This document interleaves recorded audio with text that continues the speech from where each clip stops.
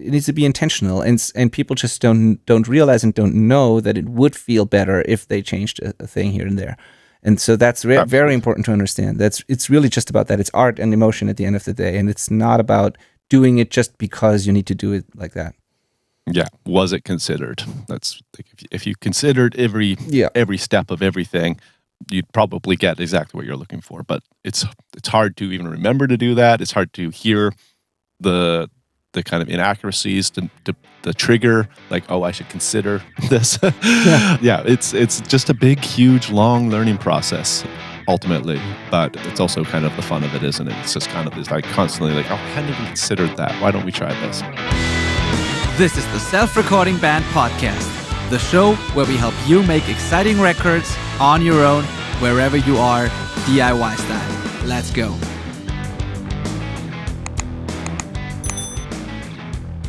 Hello and welcome to the Self-Recording Band Podcast. I am your host, Benedict Hein. If you are new to the show, welcome. So glad to have you. If you are already a listener, welcome back. Always good to have you too, of course. This show is available on your favorite podcast apps like Spotify, Apple Podcasts, wherever you enjoy your podcasts. But it's also available on YouTube in video form. So you can also watch this and not just listen to it, whatever you prefer. All right. So today we're going to talk about the record making process, start to finish, because it's part 2 of our little mini series that we started here. We call it, or I called it Back to Basics series, because I think we need to be reminded more than we need to be taught sometimes. So we're going back to the basics that a lot of people skip or ignore or forget about. And so today, this second part is going to be about the record making process, start to finish. We're going to walk you through this, because if you have never been to a professional studio to go through this entire process without like compromise, like doing it right, then you probably don't know all the steps involved and everything that's necessary to get a great result in the end. And so, yeah, many self-recording artists are cutting corners there, and they're skipping important steps, or, you know, they just make compromises without even knowing. And so that's why we're going to go through this. And if you already know this is a great reminder, because maybe sometimes, you know, we get a little lazy, or we just think some things are not as important, so we start skipping them and not taking it serious anymore. And so, so this could be a great reminder to do it all the time, every time, even if it seems to be tedious and hard sometimes. All right. So, and as always, I'm not doing this on my own. I'm doing this with my friend and co-host, Malcolm Owen Flood. Hey, buddy, how are you? Hey, man, I'm great. I had one of those hilarious professional audio weeks where maybe it wasn't professional at all. I went camping for like the entire week pretty much, and was out of service. And like, it was, of course, that week where like 3 bands reached out to me in a panic for files. They're like, oh, we need a vinyl remaster. I need some stems from this old project in a rush. Somebody's going to give me a Dolby mix. I need stems for that. And I like just didn't reply at all because I was gone. Shit. I didn't see it. Yeah. It's like, that always happens. Oh, God, yeah. I mean, not your fault, though, you know. Like, well, yeah. I mean, I should have set up a like auto email response kind of thing. Yeah, whatever, sure. But that's what you would have done. Yeah. Before I go on these, I need to say, what would Benny do? Yes, but honestly, I don't do this anymore. I always did this, but there is a reason for why I don't do it anymore, because I don't know, maybe it's just me or like weird paranoia, but like I don't like my email to respond to like everything that comes in, like including newsletters or spam emails or whatever. So right. When I did that, I realized that like I was constantly sending responses to all kinds of people and all the spam stuff as well. And that's the reason why I don't really like autoresponders. So I don't do it anymore. Yep. But what I do if I don't have, like, so I will set up, if I have service, I will set up a kind of template that I send out manually to the people that need a reply, where I'm like, I don't have time because I'm on vacation. We'll get back to you next week, and it's just one click and it's quick. And if I don't have any service, then I will tell somebody to check the email once a day and send this out for me. Basically, that's how I do it. It's a pretty genius solution for both counts. Yeah, I don't know. It's probably just me, because everybody sends autoresponders all the time. I don't know. And it triggered some weird like loops where like, you know, back and forth of like 500 responses and stuff like that, and weird things when I did it. So I just don't like it. Anyway, but did you get those things done then?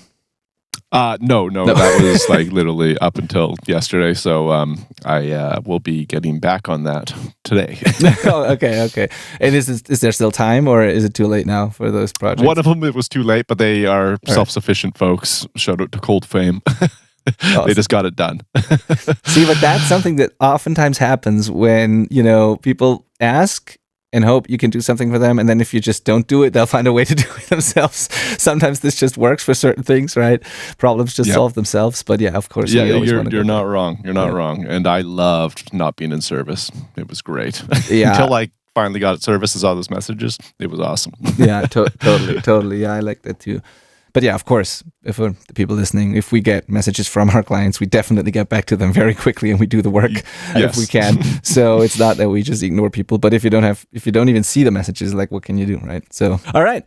Now, but that means you did some audio work lately, or are these all old projects? They're a mix. Yeah, pretty 2 old, 1 new, and so I'm still doing some. If that's your question. Yeah. Just for the new, if you're new people, and in case you're wondering, sure, of course, Malcolm is still a mixing engineer and has done that for a long time and stuff. But now you're more into location sound and I do audio for TV television essentially. I travel around, record audio on set for different TV shows, and that's at least 85% of my life, professional life right now. And it often means that I'm gone for months at a time, much to Benny's dismay for this podcast. So still, of course, full-time audio, just a different type of project these days, and but still the occasional band project. So you definitely still. And what's funny is that since I was just thinking about this morning because of this situation of needing to get back to all these people, but as I've started doing YouTube in this space where I teach, audio and mixing and Pro Tools and music stuff, I feel like I'm more back into that world of what we talk about on this, but I'm actually doing even less, because I'm doing education on YouTube, I have less time to even do mixing jobs for bands now, and I think I like it that way. I think I think I'm 85% location sound mixer, and then 10% YouTuber and podcaster, and then there's maybe 5% left for actually doing audio work these days. But you've earned it. You're not one of those. I just need to clarify that, and say that because you're not one of those who just started teaching it without ever really doing it. You've earned it. You've made your fair share of records, and you've been involved in so many projects. So you absolutely have the right to teach that and do less of the actual audio work, as long as you kind of stay up to date on certain things, of course, and do it every once in a while. But what's new? Yeah, but I hear what you're saying. Yeah, because it's funny. On one of our ads that we're running, I just got a comment 2 days or 3 days ago where someone was saying these days, all these YouTube engineers, they've never made a record, but they teach all the time, and so he basically said you could do some actual audio work if you just didn't teach and film yourself as much, or spend the time instead of filming yourself, you should spend the time making actual records or something like that. And and he was frustrated about the YouTube engineers not really doing audio. Right. And I was like, well, it's always cool. It's always funny that people just say this to anyone that they find online, because in my case, I'm mixing 250 to 300 songs per year, which is incredibly prolific, which is more than most engineers who don't do YouTube or podcasts or whatever. But it's because I have a small team and I'm very organized, and all of that wouldn't be possible without Thomas at all. And so yeah, but it's funny that people, but I get it. I understand it. People are some people are just allergic to that. And it's because of the people who've never done it and obviously don't have a clue of what they're talking about, and they're still teaching. Yeah. And that ruins it for the rest of us a little bit. I'm under the personal belief that there's actually not many people like that are any good at teaching, because how could they teach without the experience? Totally. I think it's just this common trope that people assume, since they're on YouTube, that they don't know what they're doing. Yeah, but it's well, how would they not know what they're doing if they can teach it? That's true. That's absolutely true. Yeah, for sure. By the way, thank you to our amazing community for I saw that a couple of people, whenever we run ads or we post on YouTube and stuff, comments are just a part of it, and there's always negative comments as well. That's just part of it. And I've seen that a couple of you just jumped in there and kind of defended us, if you will, which is really cool. So thank you for the support. Thank you for getting what we're saying and for helping us out there. But it doesn't bother me, to be honest. I think it's a good sign, actually, if if someone takes the time out of their day to comment on our videos, even if it's negative. Obviously we're doing something that's important enough for them to do that. in the case of this topic, last week's topic and this week's topic, we're talking about that you kind of need help to make a record, even if you're doing it quotation marks DIY. It's like there's steps involved that you might not even know exist. And I mean, we're going to talk all about that, but I think even if there was somebody that was like, no, that's part of my language bullshit, you can do it entirely on your own, and just had the opposite opinion of us, at least they thought about it and considered it, and then just decided that they could do it on their own, which maybe you could. But. Yeah. Interesting story here, though. So on the last episode, like part 1 of this series, we talked about why DIY recording doesn't work, is what we called it, I think. And I knew this was kind of a provocative, sort of controversial title, and it worked, because for a podcast, like, we got a couple of, like, more views than usual on YouTube. The podcast app always works well, but like on YouTube, podcasts don't really work that much, and that video did a little better there. And I kind of knew it because, every time it's like when you do a controversial topic like that, it seems to work better. Anyway, but people commented, and like on this show, on this episode, we said that we can't really think of any or like many records, or any records actually, that are really good sounding, or that had some kind of success, or where people were really happy with the results, and they did it all themselves. Like all the records that we all love, or that had some success, or that even the indie smaller records, whatever, just records that are exciting and cool in any way, all of them actually that come to mind had some professionals involved, at least as like mentors, or maybe the band had like previous studio experience and it was their 5th record or something, or like or maybe there was like a mastering engineer at least, or a studio musician, or some kind of professional help was always involved in those records. And so we said that it's very hard, if not impossible, to just, without any guidance, without any professional expertise, to really do a good job, because it is hard to make a record. So that's what we were talking about. And then, of course, people commented, giving us examples of records that have been done all DIY and sound awesome and have been successful and whatnot. And I just took some time to go through these comments and do some research on some of those records. Some I already knew, some I didn't. And every single one of them had some kind of professional help involved. People just didn't know. Like I did some research, quick Wikipedia or whatever, and it always turned out that there was a professional studio drummer, or there was an engineer helping them set up or do whatever, or there was a mastering engineer. Like in all of those examples, there was some kind of professional help involved. And that kind of proved our point. And people didn't even realize. And of course, I still think these are DIY records. And we agree that you can do a good job yourself. Like that's why we do this entire show. We're just saying that it's still a good idea to get help when you do that in some way, shape, or form. So all of these are great examples of really cool DIY records, but none of them have been done without any professional help. That's interesting. Yeah, exactly that. And I think it goes without saying that if you're just jumping in on this episode, go and listen to the first part 1. Yeah. That's clear. Yeah, totally. All right. So let's talk about the actual process. And it might be, I'm interested in, I'm curious if there's a difference between how you would approach it and I would approach it, but I think we can agree that there's probably a few, like, essential steps that almost that you just have to go through, or that you have to at least consider, and then how you do it, or if you do it, or whatever, maybe depends. But I think there is a process to making a record that most people go through when they go to a professional studio with a professional team of engineers and producers. And I would just love to walk people through this process, because if you've, like I said, if you have never had this experience, it's very unlikely that you do all those things, or even if you know about all of them, it's very unlikely that you do all of them properly. And a lot of people just skip steps because they don't know. And how would you, like, if you've never experienced it, right? So, So let's talk about this. Start to finish, making a record. What are the steps involved? Basically, how does it happen? Right. Yeah. So first things first, you got to have a song. Yeah. Right? You got to write something. Exactly.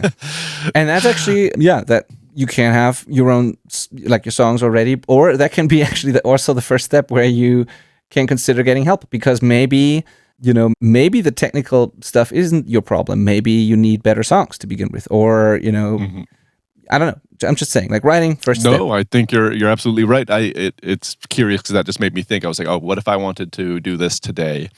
I think I haven't written a song in so damn long. I'm so creatively removed from that now that's probably exactly where I would need the most help, is songwriting. I think having somebody to bounce ideas off and get prompted from, and just kind of like, I think that would probably be the number one thing I would need to try and get a song written and recorded, because I think I could handle the rest of it if I had to on my own. Yeah, Other totally. than And a drummer, I can't drum. yeah, and it's something you don't have to be afraid of. Like, it's still gonna be your music, and it's not that like it's people are kind of.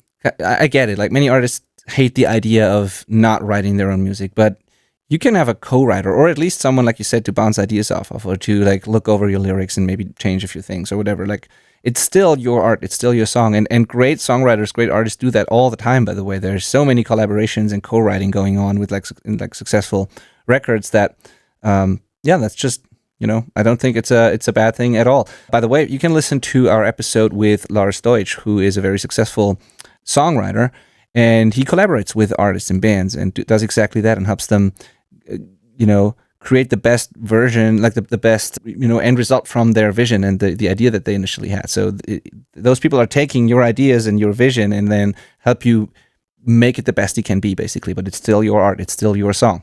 So yeah, it's funny that there is this, you mentioned there's this like kind of gut reaction that a lot of people have to co-writes and thinking that like that's like a weird cheating thing to do.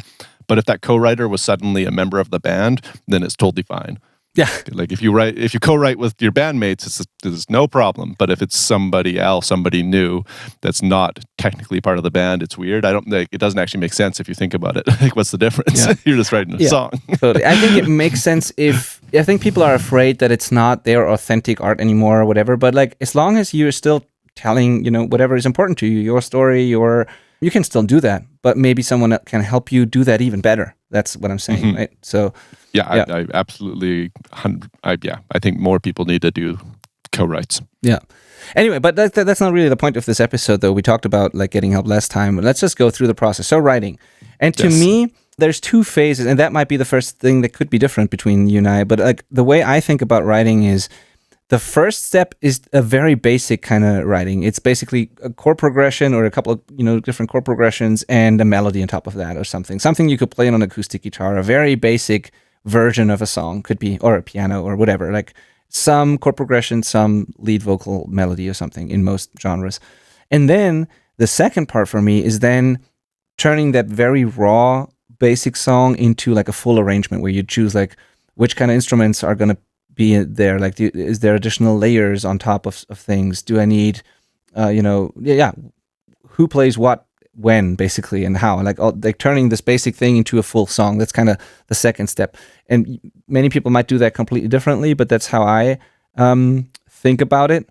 And when I write songs, I try to start with a very simple idea, just because I don't know. It's hard for me, or like I don't feel like I'm finishing songs really, or it's like very hard for me to make progress if I start with something that's too complex to begin with. I really like to keep it simple and just play a couple chords, find a cool melody, and then I think about how can I make this better and more interesting, and what can I add to it, instead of starting with this big complex thing. But that might just be me. But that's it's definitely a good route for sure. And often that's like where producers come in, is also to help guide the arrangement, maybe see it in a new way. There's like how it sounds in the jam space and how you can imagine it sounding on the record. Arrangement is essentially what's happening there. Yeah, and it's two parts of it. It's like arrangement in terms of parts, how you arrange them, like how, verse, chorus, bridge, whatever, and how long things are and what repeats and whatnot. And then also the instrument arrangement, like which kinds of instruments. Good clarification. Yeah. And then does something bright come in on the chorus? That's like a arrangement as far as, you can arrange by instrument. You can just picture arrangement by frequency band even. There's lots of ways to think about arrangement. Absolutely, yeah.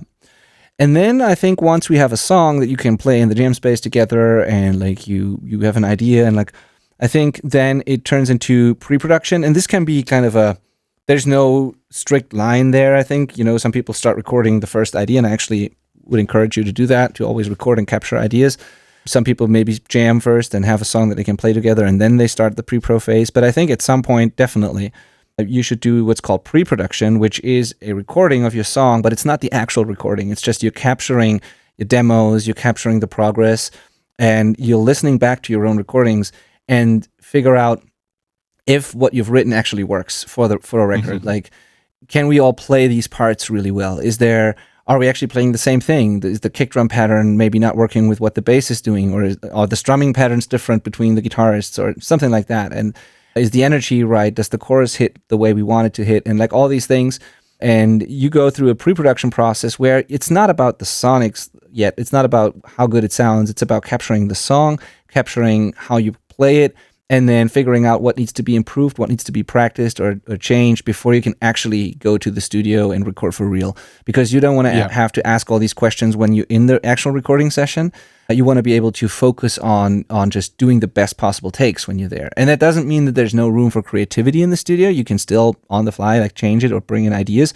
But I think you should be very prepared, and at least you shouldn't, like, when you're in the actual recording studio, you shouldn't be worried about whether or not you can actually play the song and what the parts are actually, right? So yeah, exactly that. It's this might be going a little philosophical here, but music's a really interesting thing because, like, when you write a song, you have this extra step to make it exist in a way. Like, it doesn't really exist until it's recorded for anybody other than who's with you at the exact time that you play it. Until then, it's like there's no tangible song. It's just, it exists in your head and then within earshot when you play it. Yeah.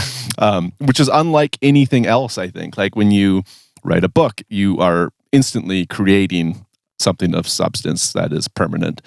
Same with painting. You are putting it from your mind onto a canvas.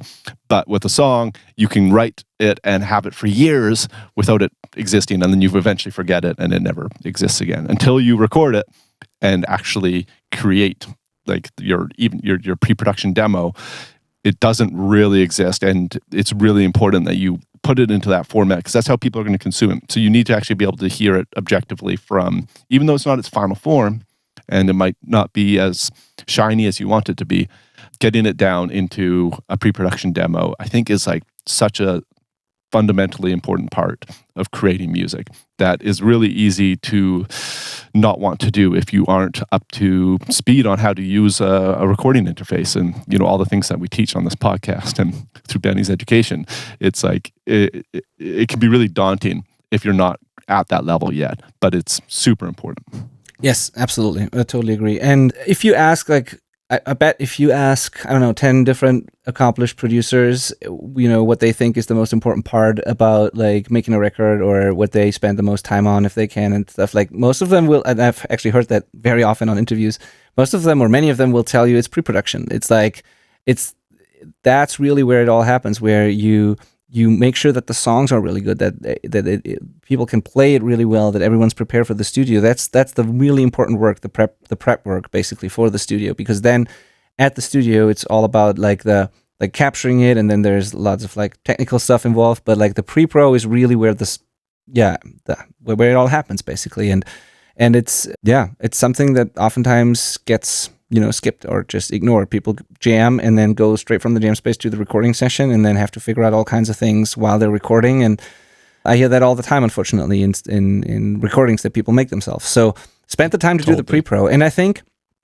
being quick there is really important, or like not getting lost and going down these rabbit holes, like the technical ones, when you're doing that, because I think, the more time you spend with your demos and your song, the more likely it is that you develop this kind of demoitis where you get so used to it that it's very hard to be able to listen to it objectively at all. And like it's also at some point, it's not fun anymore. It's not exciting anymore. It's not fresh anymore. So I think having fun, being creative, moving fast is important there.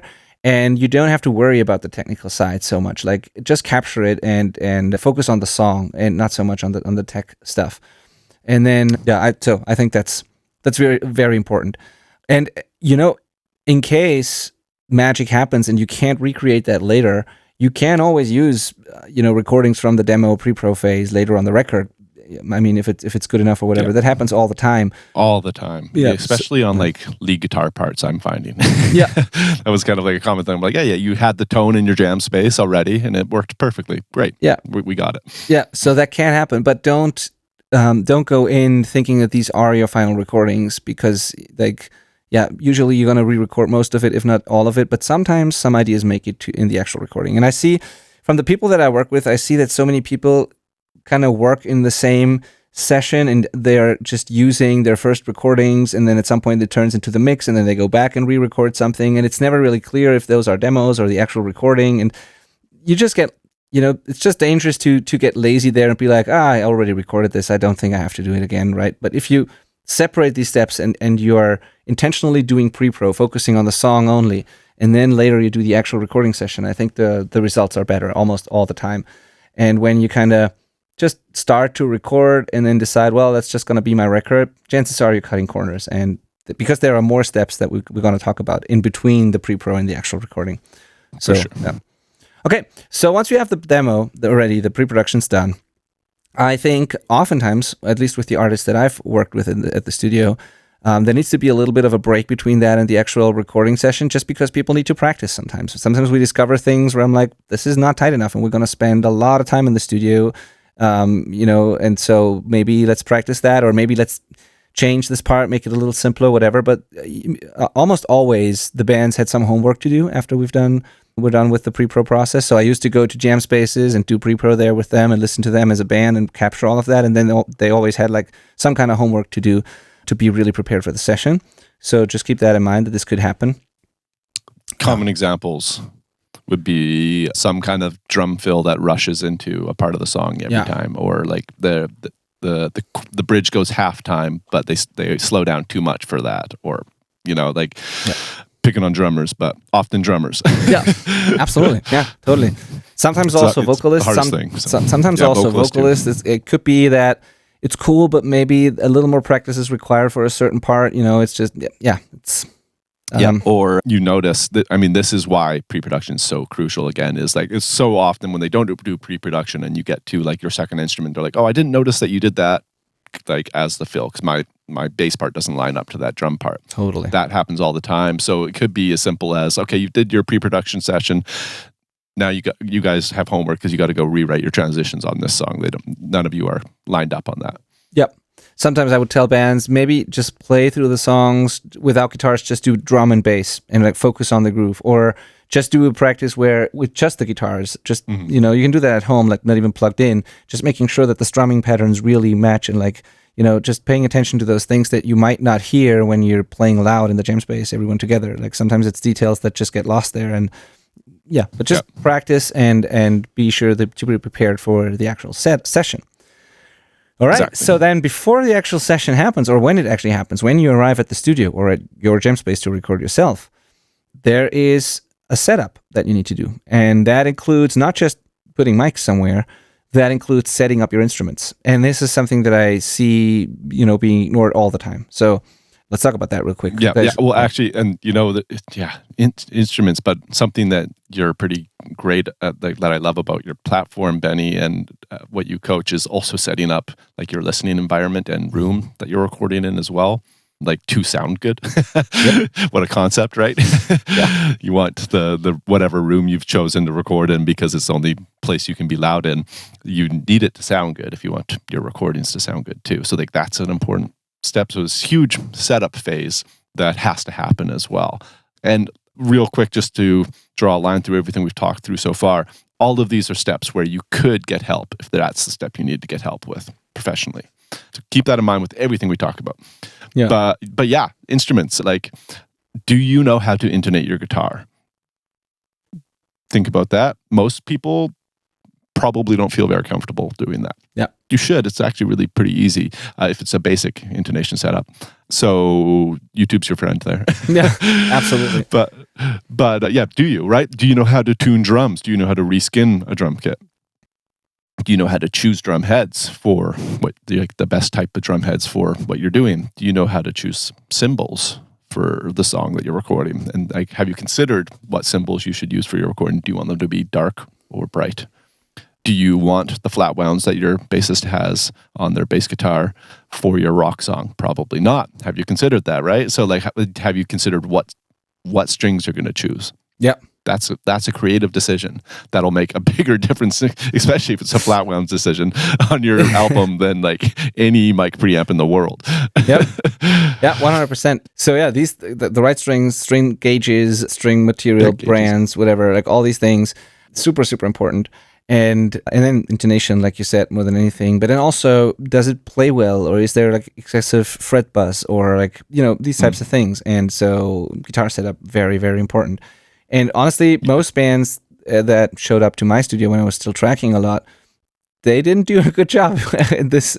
They're like very rarely they came in prepared. Like I always made sure that they did because I told them, but like without me telling them, not so much. And then I had to do the setup, or they had to go to a shop somewhere. And in reality, it's not, like you said, it's not too hard to do. You can definitely learn that. We actually have an entire masterclass, an entire course on that topic by Diego Casillas, who's a great guitar tech. So on guitar setups in particular. Yeah. Yep. And so this masterclass is available. If you go to the selfrecordingband.com/guitar setup, you can get that course. It's not expensive.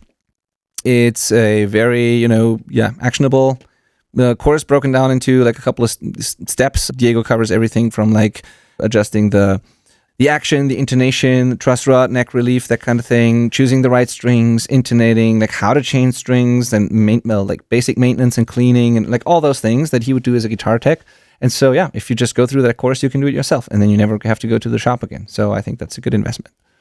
Yeah, it is. It's good to know. It's very good to know. And like, this is another, if not professional help example, but there's a reason there's a bunch of guitars on my wall, is because I needed to have guitars that were set up well and that I knew could perform in a studio environment, because so many times the guitars that showed up to the session were not going to be suitable or even adequate for what we were doing. So it's like professional tools that I keep in my professional toolkit to provide help.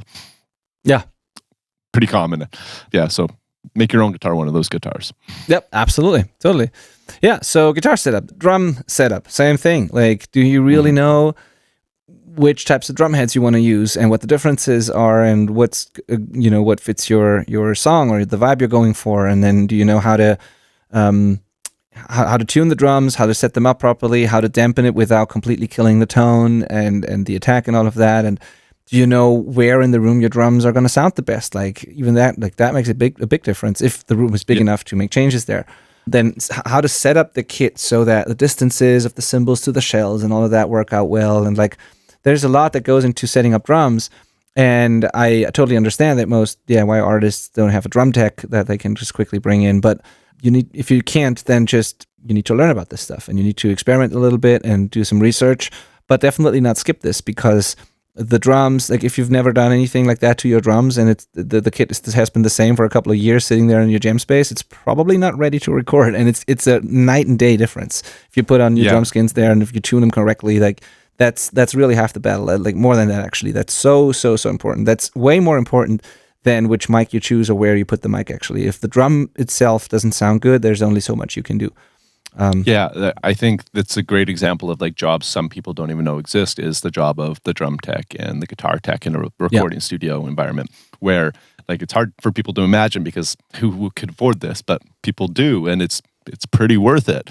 It's very worth it, in fact. But like it's not uncommon to have drum tech hired on for the duration of the drum recording sessions that's there just to maintain the tuning of the kit, to set it up first off, tune it, and then maintain that tuning throughout the takes of the song. Sometimes that means retuning a drum every take. It depends. Like we had a bad great Woods snare, like vintage wooden shell, wooden rims and everything. It was just like old school ass drum kit. It sounded amazing, but by the end of like a 3-minute performance, that snare had dropped pitch bad. Yep. So we literally had to tune it all the time. And that meant like recording a reference sound of like that tuned up so we could match it. And, it's like constant maintenance. So a drum tech's job could be to do that.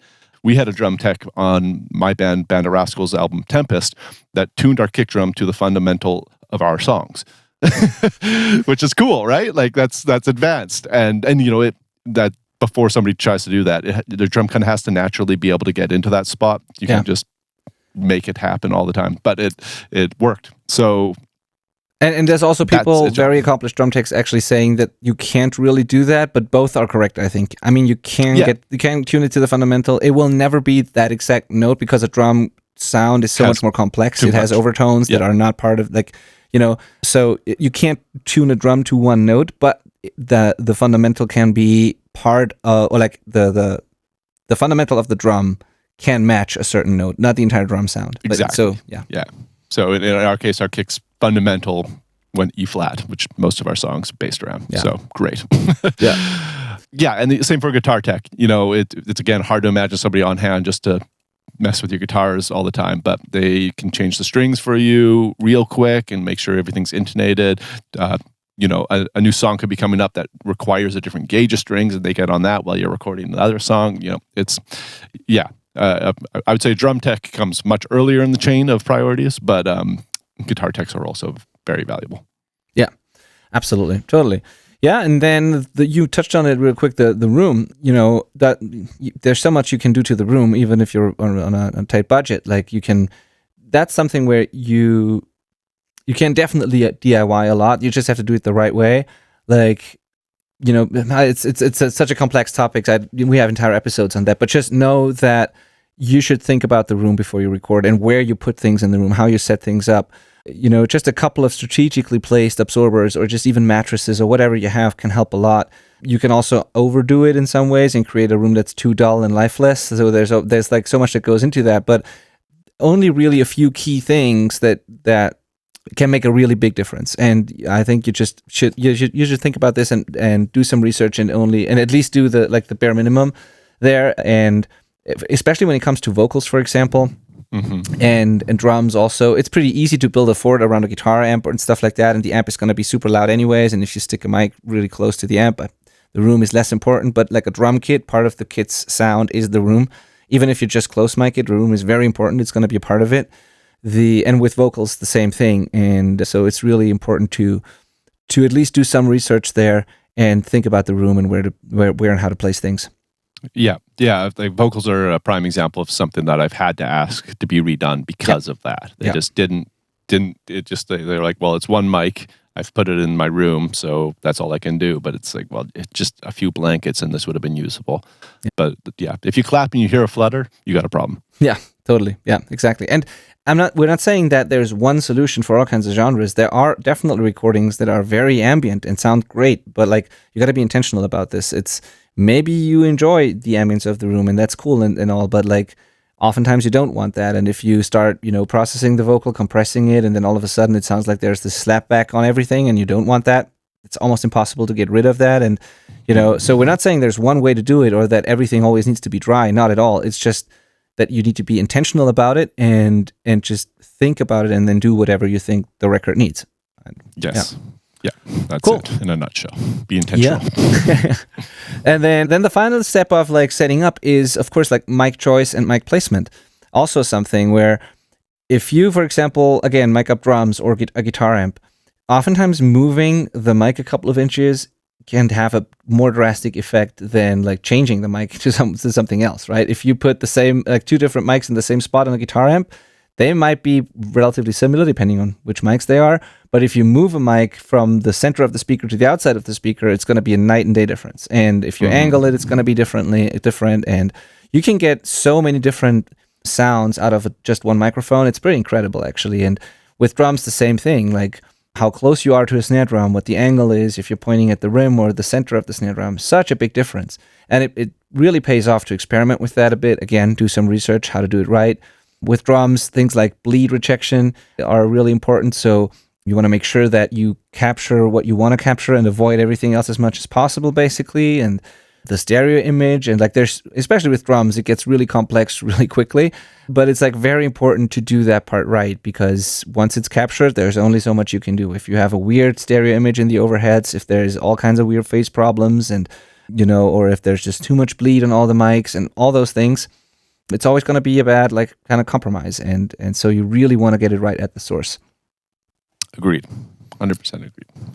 Yep. Okay. And this is something where I don't see how someone without any professional help or expertise could do that right. Like, that's just not possible. Like, making up a drum kit without anyone, like, how would you figure that out? Like, that's almost that's just impossible. You at least have to do a lot of research, and it's pretty complex. So it's amazing, like, how much stuff in the recording world is insanely difficult until you know how to do it. Once you know how to do it, it's It's just like, well, I know how to do it. There's nothing to it. Yeah, But exactly. until then, it's like, it's an unknown until it's known. But you do have to know it. And it really comes down to that. Totally. And you don't have to know the one way to record drums. You have to understand the why behind those decisions and how it all plays together. And then once you understand that, you can do all the different ways to record drums, because all of a sudden it all makes sense to you, right?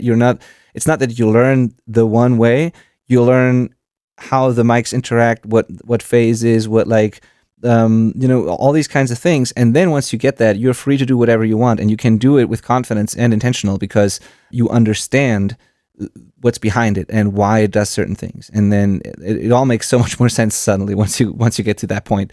So I could record a drum kit in 100 different ways, and all of them could potentially work. And but at the beginning it's very hard. And yeah.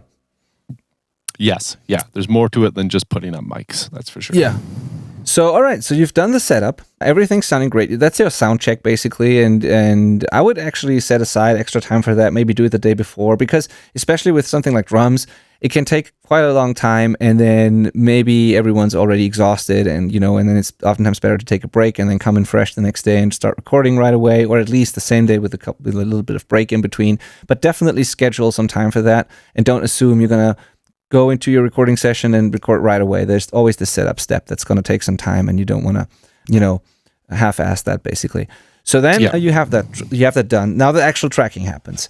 And so if you've paid attention now, you've done a lot of prep work already. So when you are in the actual tracking session, you basically only focus on capturing what you've practiced, and you capture you try to capture the best possible takes, the best performances, the best energy, emotion, all of that. And you can really focus on that, and you can really be a performer, be an artist, because you don't have to worry about all the other stuff anymore. You've set up everything. You know how your DAW works. You know that everything's sounding great because you've done the sound check. The room's sounding great. It's inspiring you. Things are just cool coming out of the speakers. The song works. There's no questions that suddenly come up, and you can really be in the moment and focus on that. That's the goal. And of course, occasionally, some question comes up or whatever, or some problem needs to be solved. That's normal. And also, if somebody has a spontaneous idea and gets inspired, that's also absolutely doable. It's not that you just can't change anything at this point. But the nice thing is that you can now do that, and just, you're free to do whatever you want, basically, because the prep work has been done. And even if you're not inspired anymore, you can at least capture what you've already practiced, and it's going to be good and it sounds great. And all you need to do is perform and do that. And so that's really cool. Versus what a lot of bands do is skip all that prep work, and then in the recording session, everything takes forever. There's huge breaks between takes because you're figuring out sounds as you go, and then you figure out that a part doesn't work, and then somebody can't play that part really well, and then something breaks, and then you have to research how a certain thing in the DAW works, and it's just not a good flow. And it's that's the opposite of doing all the prep work, basically. And you can see how that can quickly ruin a session. And Totally. And those albums rarely get finished. Yeah. Totally. This is another area where it's hard to imagine doing it without having some kind of professional help. And let me kind of explain. This is a common pitfall for albums not turning out well, or again, not getting finished. And it is when they don't do this prep, and then they record the drums and are like, I think that's good. I think that sounds good enough. All right, now let's keep going. And then they end up recording all of the instruments, but they can't figure out why it sounds so loose and bad, and the takes are not good enough, or somebody isn't good enough to even be on the recording. And that hasn't been flagged because there's nobody who's done this before that knows what the standard is for what is required to be a great take. And that is often the job of the producer. So if you're self-producing, have you developed that skill? Have you been around recording sessions with professional results that kind of teach you where the bar is quality-wise for a good take? So there's either you've got somebody that you've hired to be that quality control, or you've had the experience to learn that for yourself, or like Benny's self-recording band coaching program guys, you've got Benny to bounce it off and be like, what do you think of these? This is I did the best I can. Is it there? You need somebody that can be that meter of this is where we have to hit. I'm holding up my hand for those just listening to indicate a level of success. Absolutely. It's so important. It's actually a really important part of the coaching that we do here. So we actually walk people through all these steps that we're outlining here on this podcast. we walk them through all of them. So if you join this program, we're helping you. If you need help and want help there, we're helping you, with the writing and arrangement. At least you can get an objective opinion. I'll sometimes bring in other people that might be better at that than I am. Sometimes I do it, whatever. We walk you through the pre-pro, the actual setup, and then the like Malcolm just said, the tracking and seeing like if the performances are actually good enough and like all of that. And we just had and that what you just said is a very important part of what we do here. So I just had, without saying the name here, but like there's a student from Ireland who joined the coaching not too long ago, and he has been recording for quite a while, and he's good at that, and he's been a guitar player for a long time, and he's been recording himself, but he wanted to get to that next level, and then we wanted to re-record a song that he's already done, and so he did the first kind of assessment recording to show me like what his current skill level basically is, and I just listened to those recordings and told him what I thought was working and what I thought needed to be improved. And definitely guitar tuning was a big issue. Like all the guitars and basses, everything slightly out of tune. It's pretty hard to hear that if you're not experienced. And I immediately heard that and I was like, we need to re-record this. This is not going to work. Then I noticed a couple of things like performance issues, like you said. Like it was not terrible, of course, but some things were just not tight enough. Some of the strumming was like just off and it was just not as good as it needs to be for a really good sounding professional record.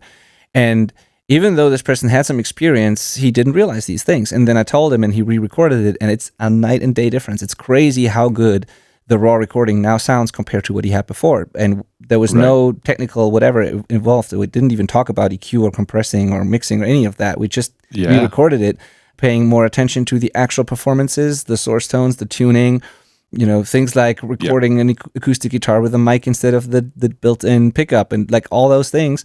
And now his raw recordings that we're going to mix are sounding so much better. And I remember an example specifically where I got sent a bass guitar and it was great. Like tone was cool, fresh strings, intonated, just like good parts. It was all there except for like just even looking at the DI, I could tell that it wasn't played hard enough, or actually not really even hard enough, just consistently enough. So it's like big spike, little spike, big spike all over the place, where it needed to just be like dun, dun, dun, dun, dun, driving pop punk.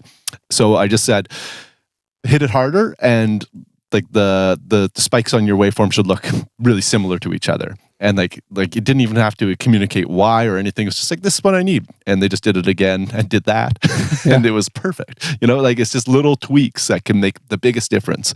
And it's totally within that person's ability. They just didn't even know to be worried about that, right? They had worried about everything else other than that up until that point. So one little tweak, boom, we're good. And another thing to like consider is, I remember when I was doing more producing, I'd be like, all right, let's just try that again. Often, if it was their first recording session, they'd be like, why? Like, I didn't even hear what was wrong with that one. And it is these little micro things where, like tuning, for example, that guitar might sound fine enough on its own, but with everything else, it's now like something's a little off, and it's like, it's almost more of a feeling rather than something that's wrong. And so it's like, it's just hard to hear that until you get that experience in.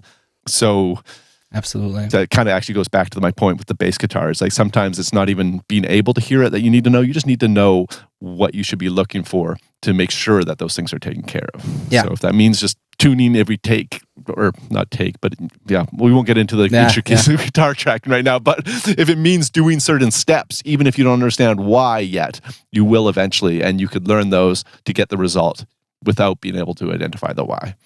Absolutely, yeah. Totally with you there. And sometimes even if you would explain why, it wouldn't make sense until you experienced enough to be able to hear it. Like you said, sometimes you need the A/B, and you need to hear the difference, and then you get why it was necessary. And it's hard to explain before that. Yeah, totally. And then what's very important, one thing you said there was, it's about how it feels. So I know that when people hear this, they're going to be like, well, my music doesn't need to be perfect, and it's not supposed to be really tight, and I don't need all that consistency and whatnot. First of all, you still might not be able to really hear those details and why they matter because you're not as experienced yet, and that can happen, and that's totally normal. and you just don't know where the bar is, because even like very organic, natural sounding stuff needs to be good. But the point is not for it to be like mathematically perfect or whatever. The point of it is to feel good. And with a little experience, you'll notice that a bass that is really in tune, it just makes the entire song just feel way better. And even if you're not able to hear the difference, really, you'll feel it. It sounds better, and it makes you feel something that the out of tune bass doesn't. There's no advantage usually to an out of tune bass, right? And then with the timing thing as well, like, or the consistency, it's not that we just want it because it really feels different. It's driving the song in a different way. And if it didn't, we wouldn't ask for that. Like, it's not that we just, on principle, like, we just want things to be like that because that's how we do it. That's not the case. We want the songs to feel really good and to feel the way they're supposed to feel. And that can be super loose in some cases, and that can be really tight in some cases. Totally depends. It just, again, it needs to be intentional, and people just don't realize and don't know that it would feel better if they changed a thing here and there. And so that's very important to understand. It's really just about that. It's art and emotion at the end of the day, and it's not about doing it just because you need to do it like that. Yeah, was it considered? That's if you considered every step of everything, you'd probably get exactly what you're looking for. But it's hard to even remember to do that. It's hard to hear the kind of inaccuracies to the trigger, like, oh, I should consider this. Yeah, it's just a big, huge, long learning process ultimately, but it's also kind of the fun of it, isn't it? It's just kind of this, like, constantly like, oh, I hadn't even considered that. Why don't we try this? Yeah, 100%. Totally. All right. I wonder if we should make another part and just do the editing, mixing, post-production, everything that comes after that in the next part. I think that's a natural break point, right? Everything's in the computer at this point. Yeah, totally. And this is actually the spot where, like, here, if you can make it to this point here, and you do all that right, that's, first of all, that's going to be already, you're on the way to making a great record, because you did it right at the source. You recorded tracks that actually can be mixed well and turned into something that, or can be enhanced even further, and don't need to be turned into something that sounds great. It already sounds great, and it can be enhanced, which is the goal of mixing. So that, first of all, that, but then also, this is the point where it stops for many DIY self-recording artists, where all they want to do is, like, be able to track it themselves and then send it to somebody to be edited and mixed. That's what I do all the time here at the studio. So I think a big part of our audience is not even mixing themselves. Some are, but, like, yeah, it's a natural break here. That's actually cool, because if you made it to this point, that's maybe the smartest thing you can do if you're not experienced, to be honest, to be able to stop here and then send it off to someone, because everything that comes now is way more technical and more advanced and way harder to learn in a short period of time on your own. So if you made it here and then you continue yourself, you might mess up all the hard work that you've just done. So that's the danger. When we started this podcast, we didn't talk about mixing at all. Yeah, you're right. We intentionally left mixing out. You're right. We only wanted to encourage people to do up until this point, really. Yeah. Maybe some editing, because that's kind of required for good tracking, some editing chops. You're right. But it ultimately, the self-recording band was how to record yourself and then hire Benny or me to mix it.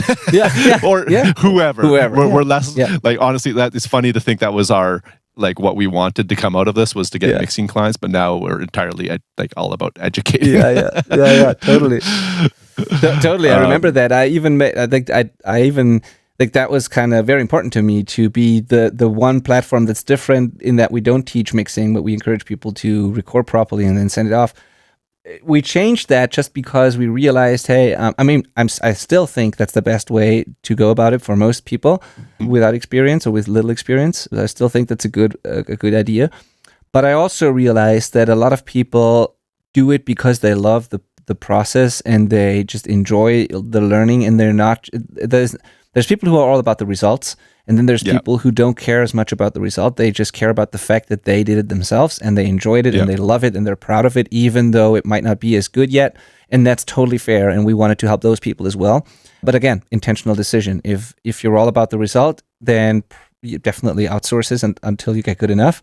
If you just want to mix because that's your hobby and you love to learn how to mix and you love to do it yourself, by all means do it. And who are we to like stop you from doing that? So we definitely want to help you get better, right? And I think that I feel really comfortable and also like encourage people to learn even if they don't intend to do it. Like learning how to mix is a really fun thing to do and a useful skill to have as well and develop even while you're hiring somebody. Like I would hire somebody to mix my own songs because I don't think I could be objective enough with my own songs. Yeah. So like, but I still love mixing. I professionally mix. So there's a lot to be said for that. And there's a lot to be said for how learning how to mix can improve your abilities of tracking, because you never listen to anything under the microscope like you do when you're editing and mixing.